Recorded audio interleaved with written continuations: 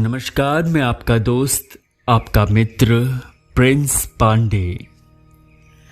सर्वप्रथम पूज्यपाद सद्गुरुदेव डॉक्टर नारायण दत्त श्रीमाली जी, जिन्हें लोग योगीराज परमहंस निखिलेश्वरानंद जी के नाम से भी जानते हैं, उनके श्री चरणों में हम सभी का कोटि कोटि वंदन प्रणाम स्वीकार हो एवं उनके प्रति हमारा प्रेम, हमारी श्रद्धा, हमारा समर्पण सदैव अगाध रूप से व्याप्त रहे, यही उनके श्री चरणों में प्रार्थना है, तहे दिल से गुजारिश है। आज मैं आप सभी के समक्ष एक सच्ची घटना लेकर प्रस्तुत हुआ हूं। गोरखपुर के रहने वाले एक शिष्य द्वारा संस्मरण प्रेषित है, जो आप सभी के समक्ष प्रस्तुत है। आइए उस ओर चलते हैं। लोग कहते हैं कि जिंदगी का अपना ही एक मुकाम होता है, जिसे पाने की चाह में वो खुद के बनाए हुए मार्ग पर चलते हैं, और अगर जिंदगी में सच्चा गुरु मिल जाए तो जिंदगी आसान हो जाती है। यह सोच मेरी नहीं है, यह समझ उस वक्त की है, उस बीते वक्त की है, जब मैं अपने जीवन के दोराहे पर खड़ा किसी का इंतजार कर रहा था, और उनके आते ही मेरे जीवन ने स्वर्णिम क्षणों को संजोया और मेरा जीवन संवर गया। उन लम्हों को याद करता हूं तो आज भी सिहर उठता हूं, किंतु फिर सोचता हूं कि वो क्षण ना होते तो मैं उनसे मिल भी ना पाता। मेरा नाम पवन मिश्रा है और मैं गोरखपुर के कुशीनगर क्षेत्र का निवासी हूं। मेरा पूरा परिवार गुरुदेव डॉक्टर नारायण दत्त श्रीमाली जी से दीक्षित है। हालांकि मुझे भी गुरु दीक्षा प्राप्ति का सौभाग्य प्राप्त हुआ अपने परिवार के माध्यम से, किंतु मैं इन सब बातों को मानने के लिए मेरा जमीर मुझे इजाजत नहीं दे रहा था। यदि मैं कहूं वो जमीर नहीं, मिथ्या सोच का परिणाम था, तो गलत ना होगा। मैं अपनी ताकत के अहम में चूर था, और जब अहम जागता है तो व्यक्ति की आंखों में पर्दा पड़ जाता है, उसे उस पार का दिखाई नहीं देता। घर वालों के दबाव में आकर धूप अगरबत्ती जला लेता था और 2-4 गुरु मंत्र ही करता था। कभी भी मैंने गुरु दीक्षा का संपूर्ण प्रोसीजर नहीं अपनाया था। ऐसा नहीं था कि मैं गुरुदेव को नहीं मानता था, किंतु मैं मंत्र तंत्र पर पूर्ण विश्वास नहीं करता था। मैंने मंदिर में धूप जलाई और आकर सोफे पर बैठ गया। करीब 7 बजे होंगे। मैंने मेड से कहा, सुनिए जरा एसी 21 पर कर दीजिए। उसने रिमोट का बटन दबाकर टेम्परेचर लो कर दिया। तभी सेलफोन की घंटी बजी। वह कॉल मेरे मित्र का था। हेलो पवन, वो महाराजगंज वाली जो प्रॉपर्टी देखी थी उसकी डील फाइनल हो गई है। वकील साहब ने सर्टिफाइड कॉपी निकलवा ली है, कोई भी दिक्कत नहीं है। रजिस्ट्री के लिए कब बोल दूं? कितने में डील फाइनल हुई है? मैंने पूछा। 3 करोड़ मांग रहा था, 2.5 CR में डील फाइनल कर दी है। ठीक है, वकील साहब से स्टैंप ड्यूटी और सर्कल रेट पूछकर मैसेज करो, और गुरुवार को रजिस्ट्री करवाते हैं। ओके, मैं मैसेज करता हूं। पवन, एक बात और बतानी है भाई। राम आश्रय पहले उस जमीन को किसी रंजीत मलिक को बेच रहा था, लेकिन डील हमसे हुई है। देख ले भाई, कोई दिक्कत ना हो। चल मैं देखता हूं। और यह कहकर कॉल काट दिया। रोशन, पवन बोल रहा हूं। महाराजगंज में कोई दबंग है रंजीत मलिक। मुझे शाम तक डिटेल्स चाहिए। ओके, मैं भेजता हूँ। मेरे घर का वातावरण हमेशा से भक्तिमय ही रहा है। सुबह माँ, पिताजी, छोटी बहन, दादा, दादी, पूरा परिवार गुरु आरती से दिन का प्रारंभ करता है। आज वीक ऑफ था तो मैं भी आरती में शामिल हो गया। मैं वहीं गुरुजी के विग्रह के पास आसन लगाकर ध्यानावस्था में बैठ गया। तभी मेरे सेल फोन की घंटी बजी।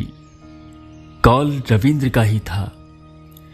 पवन भाई, रंजीत मलिक ने वहां पर अपना बोर्ड लगा दिया है और विवादित स्थल बताकर हम लोगों को भगा दिया। इंस्पेक्टर को कॉल किया? हाँ किया था, वो आ भी गया है, लेकिन सुलह करने की बात कह रहा है। लगता है सेटिंग की है भाई। मैं वहां पहुंचकर कॉल करता हूं। कॉल कट चुकी थी। पूरा परिवार डाइनिंग टेबल पर लगे भोजन का स्वाद ले रहा था। मैं थोड़ा सा अपसेट था, सो धीरे धीरे भोजन कर रहा था। क्या हुआ? कोई समस्या है क्या? इतने खोए हुए से क्यों हो? पिताजी ने पूछा।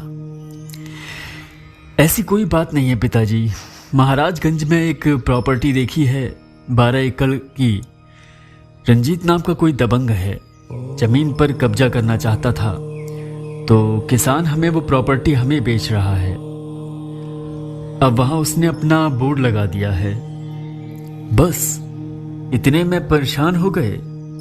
ये बात मत भूलो कि तुम किसके शिष्य हो। अभी महाराजगंज पहुंचकर देखता हूं क्या मामला है। मैंने भोजन किया और अपनी कार से महाराजगंज की ओर चल दिया। मेरा मित्र राम भी मेरे साथ था। मुझे मात्र 2 घंटे लगे वहां पहुंचने में।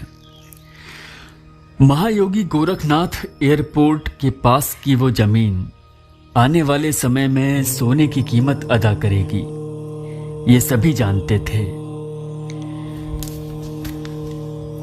मैं वहां पहुंच चुका था। रविंद्र को कॉल किया। उसने बताया वो साइट के सामने वाली चाय की दुकान पर खड़ा है। हम वहां पहुंच चुके थे। रविंद्र ने मुझे गाड़ी से उतरते हुए देखा तो बोल पड़ा, भाई अच्छा हुआ तुम आ गए। अभी साइट में ही है रंजीत, चलो चलकर बात कर लें। रविंद्र 8-10 मित्रों के साथ लेकर आया था।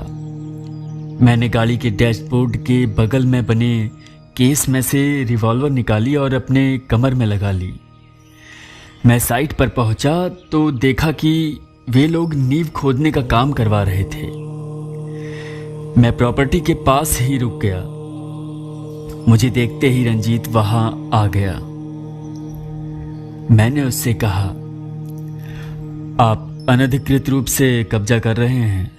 इस प्रॉपर्टी को मैं खरीद रहा हूं।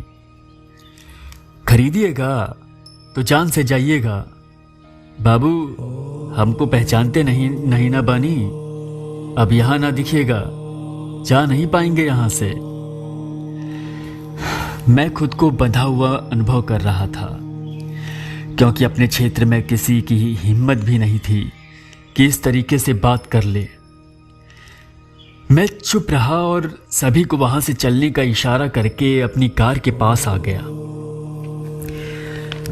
तभी मेरे सेल फोन पर रिंग बजी। पिताजी का कॉल था। पहुंच गए? कैसी स्थिति है वहां? पिताजी, शायद वो प्रॉपर्टी हम नहीं ले पाएंगे। बेटा, तेरे मुंह से ऐसी बातें सुनकर आश्चर्य हो रहा है। पिताजी, मैं अपने लोगों को यहां मरने के लिए नहीं भेज सकता। रोशन का मेल आया था। डीएसपी उसका मामा है। साइड पर गन्स लेकर खड़े हैं उसके साथी। प्रॉपर्टी मुझे चाहिए, लेकिन अपने मित्रों की बलि देकर नहीं। मैं खुद को असहाय समझ रहा था। ऐसा मेरे साथ पहली बार हो रहा था जब मैं जवाब नहीं दे पाया।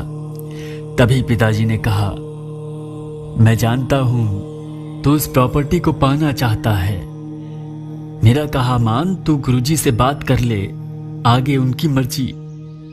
मैंने कहा पिताजी आप क्या बात कर रहे हो, ये प्रॉपर्टी का मामला है, इसमें गुरुजी क्या हेल्प करेंगे। तू दिल्ली चला जा, आज और कल गुरुजी सिद्धाश्रम में मिलेंगे। गोरखपुर से फ्लाइट पकड़ और दिल्ली जा। मैंने वैसा ही किया, अपने मित्र के साथ दिल्ली जाने का मन बना लिया।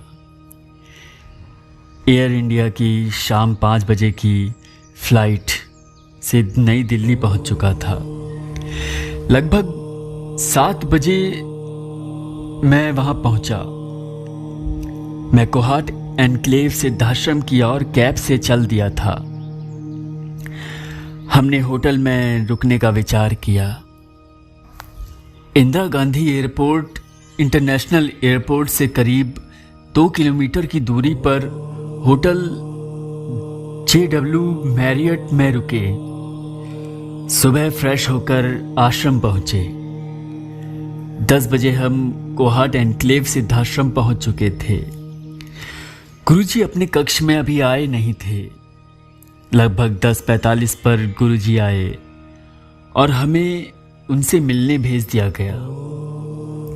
वहां पहुंचते ही मैं उनके चरणों से लिपट गया और गुरुजी से कहने लगा, गुरुदेव, मैं खुद को बंधा हुआ सा महसूस कर रहा हूं। मुझसे जिसने भी उलझने की कोशिश की है, मैंने उसे मुंह तोड़ जवाब दिया है, किंतु आज उन लोगों के सामने मैं असहाय सा खड़ा रह गया। मैं आपके काबिल नहीं हूं गुरुदेव। मैंने आपसे दीक्षा ली है, किंतु कभी भी आपको पूरे हृदय से अपना नहीं माना था। लेकिन आज जब उस व्यक्ति के शब्द सुने तो कहीं ना कहीं आप मुझे धैर्य बंधा रहे थे। गुरुदेव, मुझे क्या करना चाहिए? चिंता क्यों करता है? तो धूमावती सायुज जी बगलामुखी दीक्षा ले ले। 3 चरणों की दीक्षा है, आगे तू चिंता मत कर, मैं हूं ना तेरे साथ। उनके ऐसे शब्द सुनकर मुझे भी एहसास होने लगा कि कोई तो मेरे साथ खड़ा है, मेरा रक्षक बनकर। उनका इतना स्नेह देखकर मुझे उनकी हर बात मानने का मन कर रहा था। मैंने दिल्ली में ही रहकर 3 चरणों को पूर्ण किया। मैं अपने गुरुदेव को दंडवत प्रणाम कर वहां से चल दिया। अभी एयरपोर्ट पहुंचा ही था कि रविंद्र का कॉल आ गया। उसने कहा, पवन भाई, आपके जाने के 3 दिन बाद ही उनके गुटों में आपस में ही लड़ाई हो गई और रंजीत के घर में उसका भाई और पत्नी ज्यादा ही बीमार हैं। उन्हें लगता है कि प्रॉपर्टी के कारण ऐसी दिक्कत आ रही है, इसलिए उन लोगों ने वो प्रॉपर्टी छोड़ दी है। मैं मन ही मन अपने प्यारे गुरुदेव को प्रणाम कर रहा था और मेरी आंखें नम हो आई थी। मुझे मेरे पिताजी की बात याद आ गई। ये बात मत भूलो कि तुम किसके शिष्य हो। मेरी आंखों में आंसू आ गए। किसका फोन था? राम ने पूछा। रविंद्र का फोन था। कह रहा था कि वे लोग प्रॉपर्टी को छोड़कर चले गए हैं। मैं गोरखपुर वापस आ गया। पिताजी को सारी बात कह सुनाई। वीरवार के दिन रजिस्ट्री करवा ली। अब मेरे भीतर अपने गुरु के प्रति असीम प्रेम उमड़ रहा था। अब मैं उनके आदेशानुसार 4 माला गुरु मंत्र और 1 माला चेतना मंत्र और 1 माला गायत्री मंत्र ये तो करता ही हूँ, और साथ में गुरु मंत्र की अधिक से अधिक माला भी करने का प्रयास करता हूँ।